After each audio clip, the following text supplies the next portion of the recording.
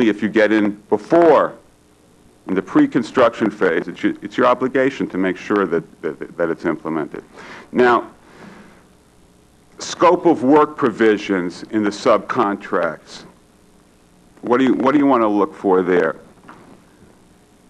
What I want to look for as a plaintiff is whether the subcontractor or the prime contractor, if it's an owner just letting out various contracts, was delegated to authority to supervise and control the work which gave rise to the accident. Now, in the course book, I've included a subcontract scope of work provision at page 267 for a contractor whose duty it was to provide temporary protection. You should read that over and read it in conjunction with the Russin and Larrabee cases, which are cited at page 272. And Russin, as you know, says that a contractor can be held statutorily liable if the authority to control and supervise the work that gave rise to the accident was delegated to that contractor so as to make the contractor a statutory agent. As a defendant, you want to look at that, certainly because you want a partner, all right?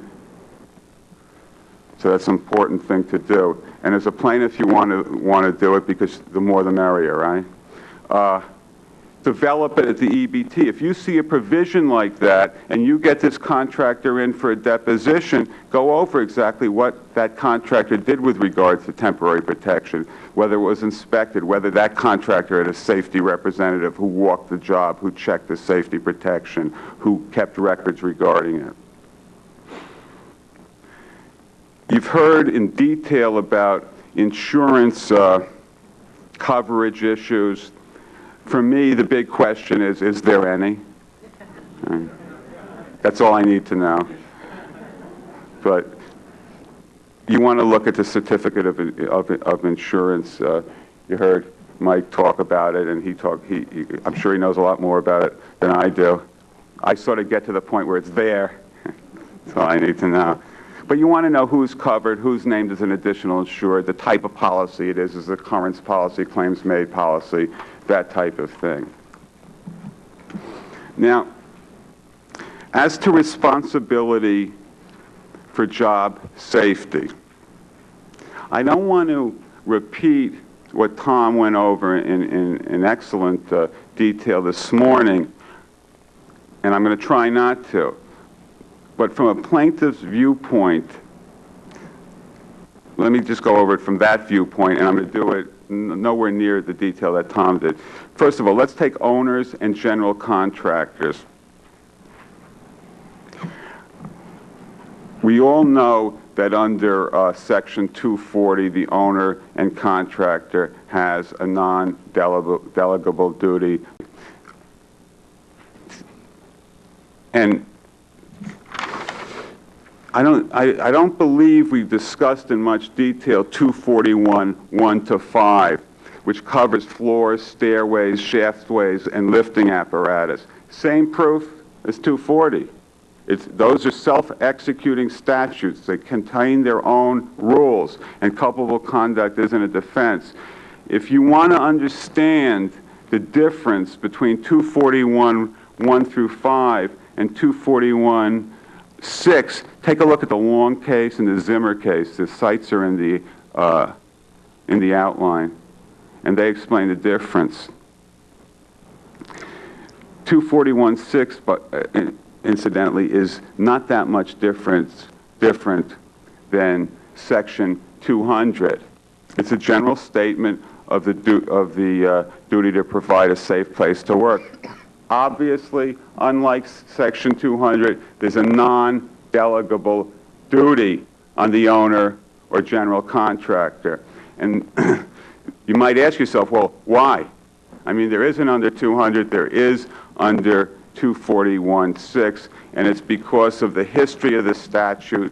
Prior to 1962, the statute was much like it is today. In 1962, it was amended to take out all the numbered sections, and you had this one statement: the owner and general contractor shall provide safe place to work, etc. You saw it up there before.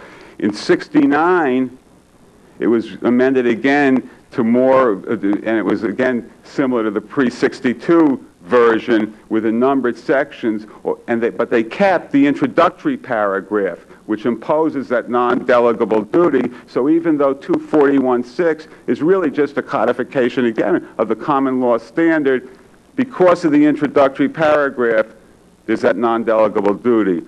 Unlike Section 240, when I look at a 241.6 case, as a plaintiff, I know, and I must know, that I have to prove negligence of somebody.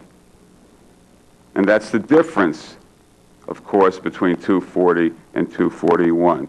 Now, Tom spoke to you before about the Aries case, which I don't agree with at all. I don't think it's a good decision, and it doesn't explain anything. If you read Aries, which doesn't say much of anything as far as the facts go. It just says there was some kind of highway job and that 241.6 applies, but the plaintiff's out of court because the plaintiff didn't show violation of an implementing regulation of the industrial code. As if, gee, everybody knew that. But not everybody knew that, because if you look at the PJI charge for 241.6, as recently as December 92, the PJI charge followed Nagel versus Metzger, which is a Fourth Department case, which says 241.6 doesn't need an implementing code provision in order to take effect.